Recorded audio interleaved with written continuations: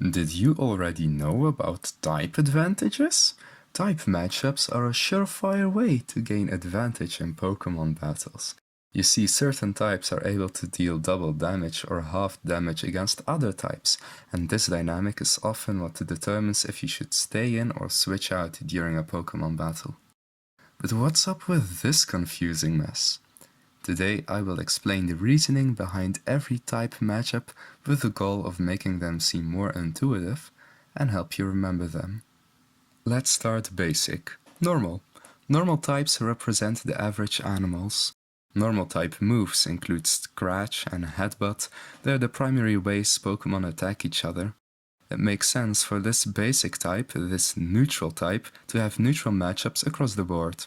You can expect normal attacks to be regularly effective against every other type, except for a few. You see, punching a rock, for instance, isn't going to yield very fruitive results. This is why normal is resisted by rock, ice, and steel. And normal isn't particularly strong against any single type, which is why the type chart looks like this. It isn't super effective against anything. Contrast this to fighting.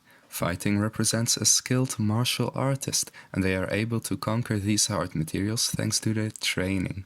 For this reason, fighting is super effective against the same rock, ice, and steel types. Fighting is also super effective against normal, because the martial artist has the upper hand in a one-on-one battle.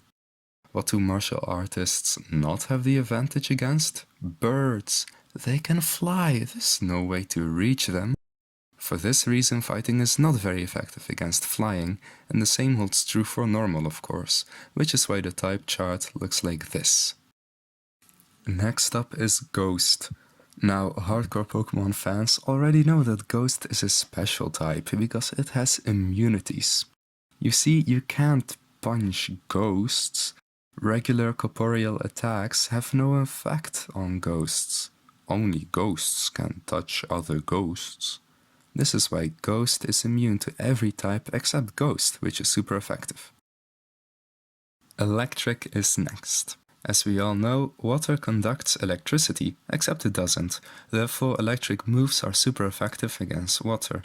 Now, steel, on the other hand, is an excellent conductor of electricity, which is why electric is not super effective against steel. Let's say you want to deal a lot of damage using electricity. Something you should know for that purpose is that electricity only flows through you when you are connected to the ground. This is why birds can sit on high voltage power lines without any issues.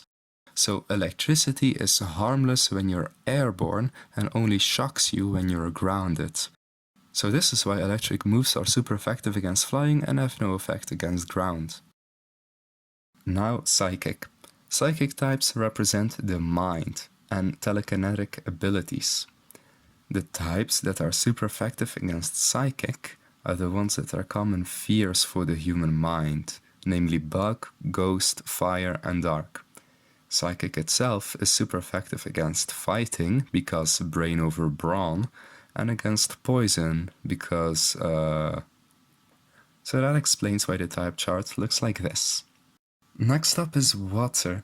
Grass is super effective against water because plants absorb water with their roots. Animals absorb water with their mouths, which is why normal and flying are super effective against water as well.